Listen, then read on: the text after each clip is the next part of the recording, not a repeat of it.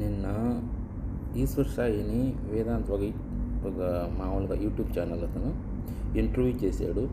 ఇంటర్వ్యూలో ఆయన అడగాల్సిన క్వశ్చన్స్ ఏమీ అడగట్లేదు అసలు. మామూలుగా అన్నీ ఇది ఎట్లయింది, ఎఫెక్ట్ అయింది, అది ఇది అంటాడు కానీ, లేకపోతే మాధురి రాథోడికి ఇప్పుడు అన్యాయం జరిగింది, ఆ అమ్మాయిని పెళ్లి చేసుకుంటావా, లేకపోతే ఆ అమ్మాయికి ఏమని చెప్తావు, ఆ అమ్మాయి దగ్గర నువ్వు 6 లక్షల రూపాయలు డబ్బులు తీసుకున్నావంట, అది నిజమా అబద్ధమా, లేకపోతే అమ్మాయి నీకు వాడు కూడా ఈశ్వర్ సాయి కూడా మేము 2.5 నెలల నుంచి ఉన్నాము అది ఇది ఇంకా ఎక్కువ చెప్తాడు. ఆ విధంగా చెప్పకూడదు కదా.